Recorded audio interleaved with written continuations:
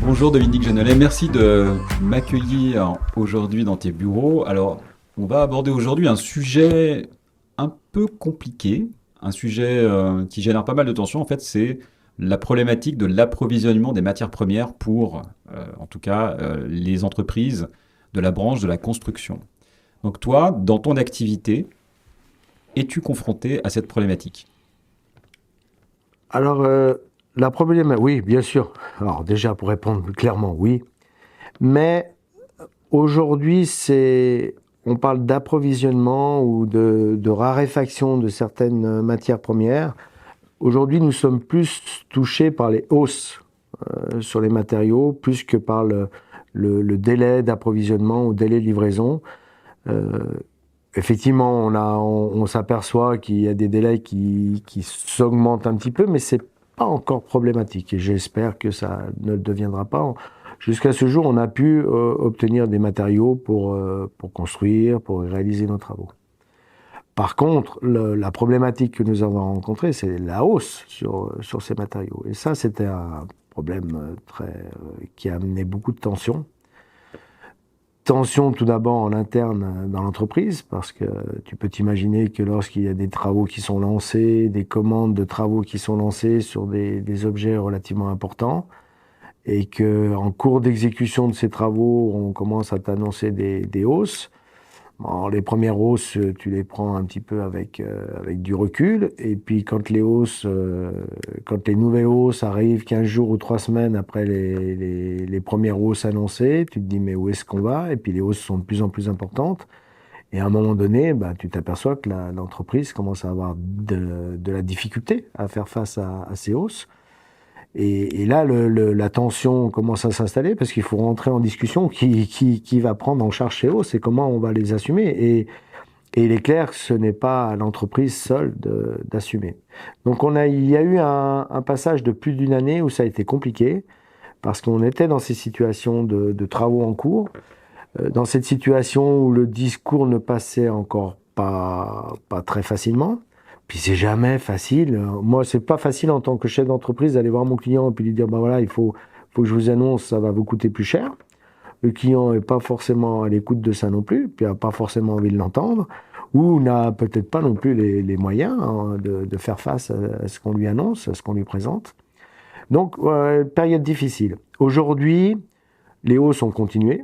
Euh, enfin voilà, comme je dis, j'ai pas on me pose souvent la question, ouais, mais Dominique, qu'est-ce que t'en penses? Ça va stabiliser, ça va se faire comment? On dit, moi, j'ai pas la boule de cristal, je sais pas, j'en sais rien. Je suis pas un spécialiste de l'économie non plus, donc je ne sais pas, et je suis pas sûr enfin, à moins que ceux qui tirent peut-être les ficelles tout en haut, si c'est le cas, je ne suis pas sûr qu'on puisse faire de gros pronostics. C'est prendre beaucoup de risques de faire de gros pronostics là-dessus. Aujourd'hui, on est confronté à ce problème. Simplement, la différence aujourd'hui, c'est que on anticipe. Déjà, on se positionne différemment par rapport à nos clients, où on annonce cette possibilité de hausse, où on ne bloque plus nos prix, comme c'est souvent demandé, et je peux le comprendre. Un client, lorsqu'il lance un projet qui représente quelques millions ou plusieurs millions, il a envie de savoir où il va, il a un budget, il veut arriver à guider le bateau. Et c'est compliqué aussi pour lui d'avoir en face de lui des entreprises qui lui disent, écoutez, voilà, moi, mon prix c'est le prix du jour, mais peut-être que quand on va commencer réellement les travaux, je serai obligé de venir vous voir parce qu'il y a entre-temps eu une hausse de matériaux. C'est compliqué, hein. Et, et notre démarche a été effectivement, aujourd'hui, on ne bloque plus les prix hein, sur les nouveaux projets. On ne peut pas s'engager. On identifie, par contre, on a l'expérience maintenant de pouvoir identifier quels sont les matériaux qui sont les plus touchés par ces hausses. Et puis, c'est un dialogue qui doit s'établir avec nos clients. Et ma position a toujours été, ce n'est pas au client à assumer cette charge seul. Je crois que ce sont les différents partenaires, parce que nous sommes avant tout partenaires quand on fait une construction. Il faut bien, on l'oublie de temps en temps, mais nous sommes tous partenaires. L'étancheur sans maçon, bah, il peut pas poser son étanchéité. S'il n'y a pas un maître d'ouvrage qui construit, bah, il n'a pas de travail. Donc voilà, nous sommes partenaires et il faut essayer de déterminer une règle, des règles qui soient claires, des règles qui soient, on joue à cahier ouvert, de manière à ce que tout le monde soit conscient de ce qui se passe, que personne n'ait l'impression d'être floué ou d'être un petit peu roulé. Faut être clair. Je crois qu'il faut être clair et sincère. Mais c'est sûr que aujourd'hui, la situation est toujours compliquée et tendue. Simplement, c'est un petit peu plus facile parce que les associations professionnelles se sont positionnées par rapport à ça. Des institutions ou des groupements même de maîtres d'ouvrage ou d'institutionnels se sont aussi positionnés par rapport à ça, en disant clairement, voilà, il ne peut pas y avoir un seul partenaire qui puisse assumer à lui seul cette situation. Voilà, donc de la transparence et de la communication au sein des équipes, c'est génial.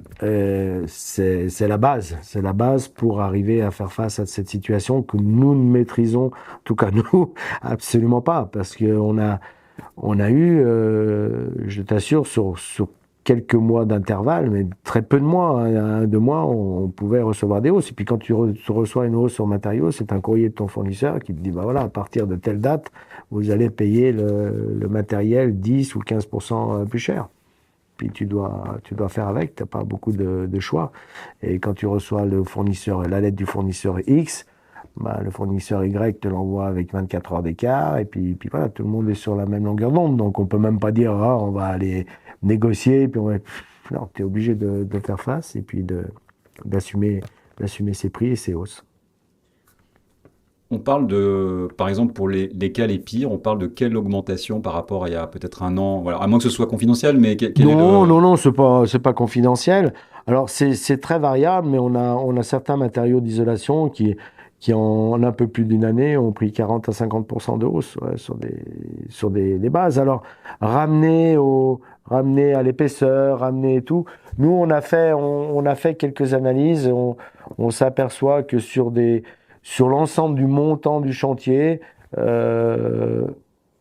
Sur un chantier traditionnel, parce qu'il y a toujours des spécificités, on est de l'ordre de 5 à 6% sur le montant des travaux. Mais malgré tout, bah voilà, sur un chantier de 400 000, bah c'est tout de suite 20-25 000 francs. 20-25 000 francs, tu multiplies par le nombre de chantiers dans l'entreprise, et puis c'est juste pas gérable. Alors, il y a eu, selon les activités, oui, des hausses beaucoup plus importantes chez les maçons, avec tout ce qui est ferraillage, fer à béton. Enfin voilà, c'est un petit peu disparate. Dans notre activité, c'est en tout cas l'expérience de l'entreprise. Nous, si on veut ramener ça à un pourcentage sur un montant de travaux, nous étions en moyenne dans ces prix-là, mais ça dépend tellement du type d'isolation thermique que tu utilises, du type d'étanchéité. Enfin voilà, c'est fluctuant, mais c'est sur ces matériaux essentiellement, effectivement, qui représentent le plus gros de notre activité, hein, puisque l'étanchéité, isolation, frein de vapeur et autres, ce sont les matériaux qui sont le cœur du métier, donc qui représentent le plus gros pourcentage en termes de matière sur le chantier. Et ce sont tous des matériaux qui sont des dérivés du pétrole, qui ont besoin de gaz pour la fabrication, qui ont besoin de gaz pour l'application quand on travaille avec du bitumineux. Donc c'est sûr que l'ascenseur monte vite, hein. Ouais, ouais. Donc ça veut dire aussi, hein, tu l'as, je crois, mentionné en début de discussion, ça veut dire aussi des contrats qui sont différents aujourd'hui, hein. Vous avez dû, j'imagine, adapter vos contrats pour mentionner, intégrer les éventuelles hausses. Donc ça veut dire que là, tout le monde dans la chaîne est d'accord, tout le monde est OK avec ça. Oh. C'est trop beau, ça serait trop beau.